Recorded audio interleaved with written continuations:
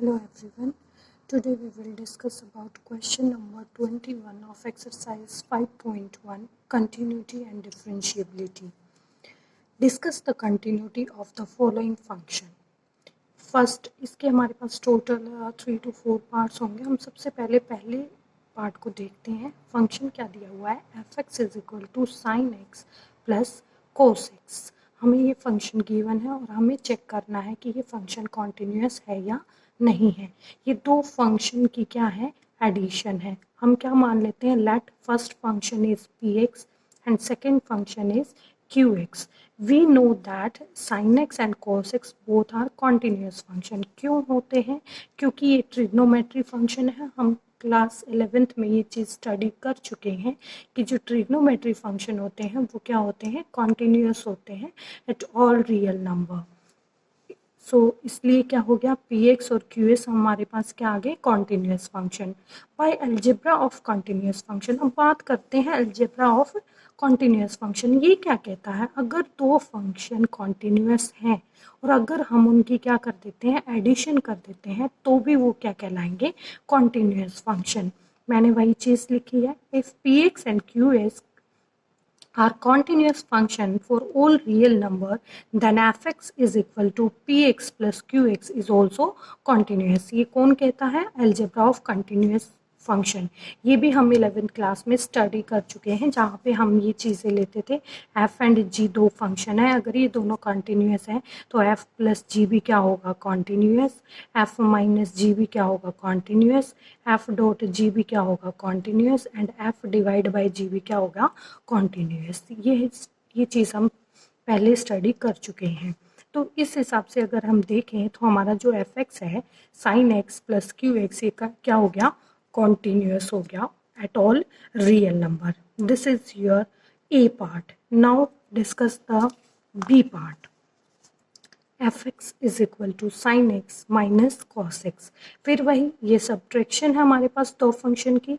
हमने क्या मान लिया, पहले फंक्शन को px, दूसरे फंक्शन को qx. अगेन ये क्या है, trigonometry function, then both are continuous. अगर ये दोनों कॉन्टिन्यूस होगा, फिर से by algebra of continuous function हम क्या कह सकते हैं, इन दोनों की माइनस भी क्या होगी, कॉन्टिन्यूस. और इस हिसाब से क्या हो गया, f x is equal to sine x minus cos x is continuous for all real number. सभी के लिए ये फंक्शन भी क्या हो गया हमारे पास, continuous. Now discuss the next part, that is F x is equal to sine X dot cos x. It means ये मल्टीप्लाई में दो फंक्शन आ रहे हैं. फिर से हमने पहले फंक्शन को px माना, दूसरे को क्या माना, qx माना. We know that sin x and cos x are both continuous function. दोनों ट्रिग्नोमेट्री फंक्शन है, तो इसलिए क्या हो जाएंगे, कॉन्टिन्यूस हो जाएंगे. और कॉन्टिन्यूस हो जाएंगे तो by algebra of continuous function इनकी जो डॉट होती है वो भी क्या कहलाएगी, कॉन्टिन्यूस. अगर ये कॉन्टिन्यूस हो गया तो हमारा जो फंक्शन है f x sign X dot x, वो भी क्या हो जाएगा, कॉन्टिन्यूस हो जाएगा. This is your question number 21. Now discuss the question number 22. Discuss the continuity of cosine, cosecant, secant and cotangent function. एक चीज़ का हमेशा ध्यान रखना है, हमारे पास ये सिंगल आ गए. कोसाइन अलग से फंक्शन है, कोसिकेंट अलग से, सीकेंट अलग से, कोटेंजेंट फंक्शन अलग से. इन सबको क्या करना है, हमें अलग अलग क्या शो करके दिखाना है, ये कॉन्टिन्यूस होते हैं या नहीं है.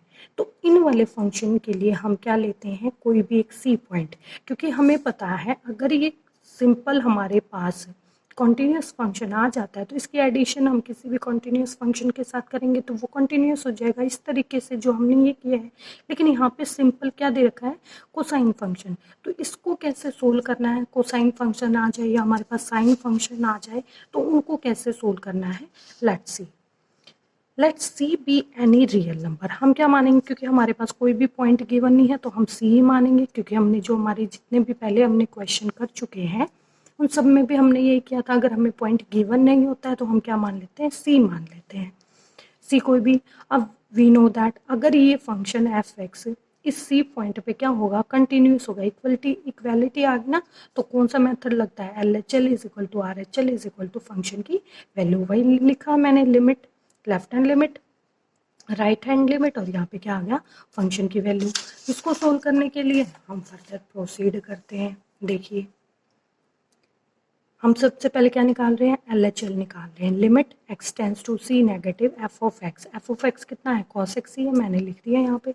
अब देखो यहाँ पे हमारे पास देखा जाए तो डिनोमिनेटर 1 है, तो हम सिंपली इसको cos c लिख सकते हैं, लेकिन नहीं, कई बार यही क्वेश्चन हमारे 3 मार्क्स में 2 मार्क्स में आ जाते हैं, तो हम सीधा इसको सॉल्व नहीं कर सकते हैं। हम क्या करेंगे, हमें पता है कि हम जब लेफ्ट हैंड लिमिट निकालते हैं तो x को क्या पुट करते हैं, यहाँ पे जो पॉइंट होता है वो लिखते हैं, और माइनस में क्या करते हैं, h लिखते हैं। x को क्या पुट करते हैं, c माइनस h।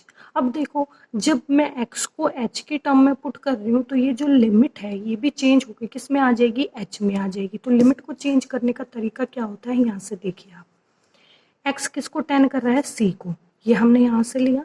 अब मैं x को पुट क्या कर रही हूँ, c माइनस h, तो मैंने x की जगह क्या रख दिया, c माइनस h। यहाँ से देखिए c से c क्या हो जाएगा, कैंसिल, तो h किसको टेन कर जाएगा, 0 को।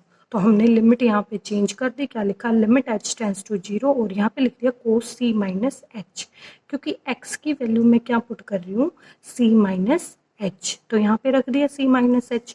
c माइनस h रखने के बाद हमें पता है ये क्या बन गया, cos a माइनस b वाला फॉर्मूला। तो ये कैसे खुलता है, sin a sin b plus cos a cos b।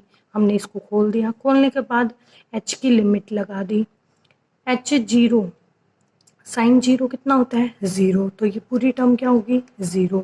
कोस 0 कितना होता है, 1, तो यहाँ से कितना आंसर आ गया, कोस c। ये क्या आ गई आपकी LHL। अब ऐसे ही हम क्या फाइंड आउट करेंगे, RHL। RHL में x को क्या पुट करना होता है, c प्लस h, और h किसको टेन कर जाएगा, उसी प्रोसेस से किसको टेन कर जाएगा, 0 को, 0 को टेन कर जाएगा। तो हम इस चीज़ को कैसे लिखेंगे, limit h tends to 0 cos c plus h is equal to limit h tends to 0।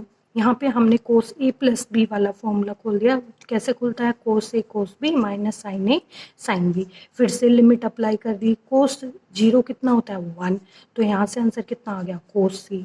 और यहाँ पे अगर मैं sin 0 रखूँगी तो ये पूरा का पूरा क्या हो जाएगा, 0 हो जाएगा। तो यहाँ से भी आंसर कितना आ रहा है, cos c। अब एक बार फंक्शन की वैल्यू भी चेक कर लेते हैं, f(x) कितना है, cos x। अगर मुझे FC निकालना होगा तो मैं इस x की जगह क्या रख दूंगी, c रख दूंगी। तो यहाँ से भी ये आंसर आ रहा है, देखो LHL की वैल्यू ये आ रही है, LHL ये है ना, ये आ रही है। यहाँ से देखिए RHL की वैल्यू कितनी आ रही है, ये भी cos c आ रही है।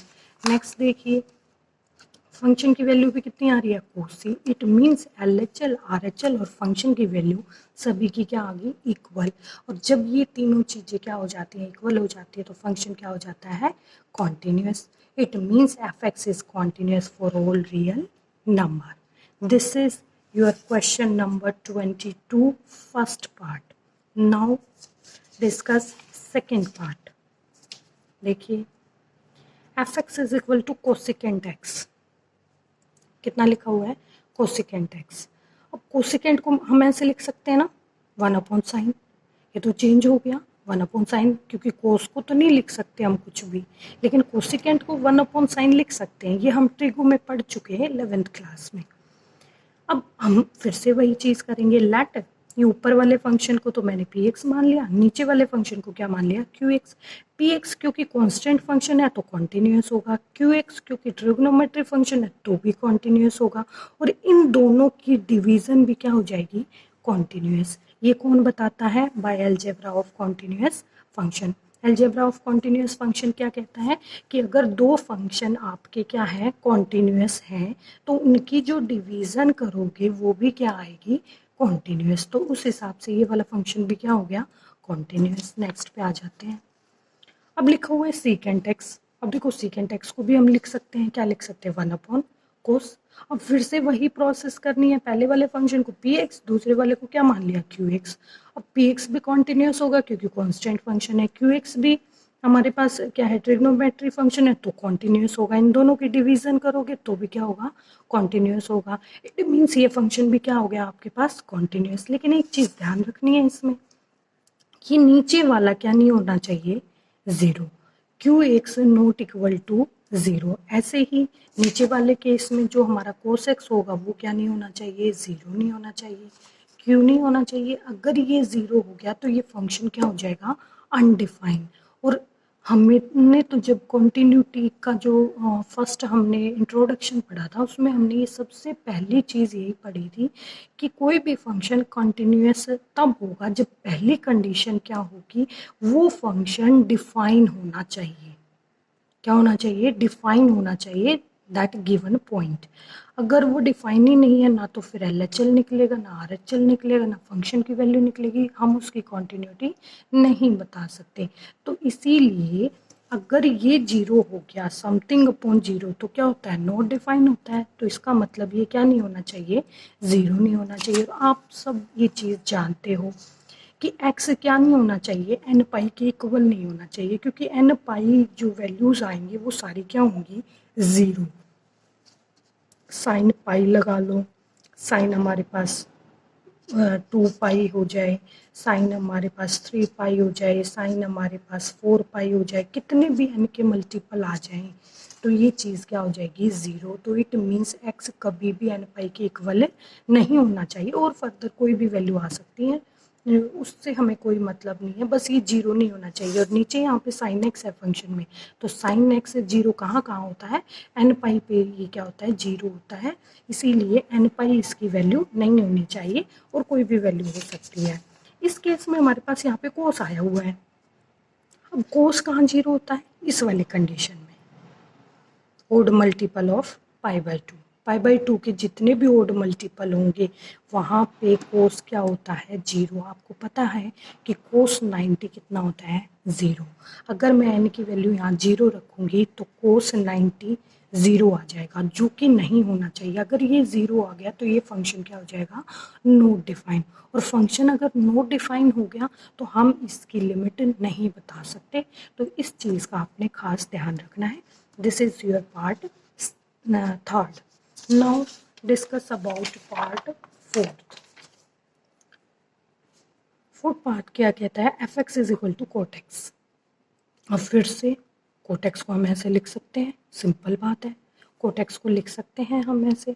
अब ये चीज़ डिफाइन कब होगी? जब ये जो साइन एक्स लिखा है ये क्या होना चाहिए? Not equal to zero.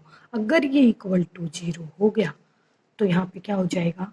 ये कॉन्टिन्यूस नहीं रहेगा, ना हम इसकी लिमिट निकाल पाएंगे, ना हम इसकी कंटिन्यूटी चेक कर पाएंगे, क्योंकि ये डिफाइन ही नहीं होगा। मैंने यहाँ पे ये चीज़ लिखी हुई है, fx इज डिफाइंड। fx क्या होगा? डिफाइन होगा for all real number except कौन? साइन की वैल्यू जीरो। और साइन जीरो कहाँ होता है? x is equal to n pi पे। अब फिर वही काम करेंगे, इसको px माना, इसको qx माना। दो फंक्शन है, दोनों क्या होंगे? कॉन्टिन्यूस। क्यों होंगे? ट्रिग्नोमेट्री फंक्शन है।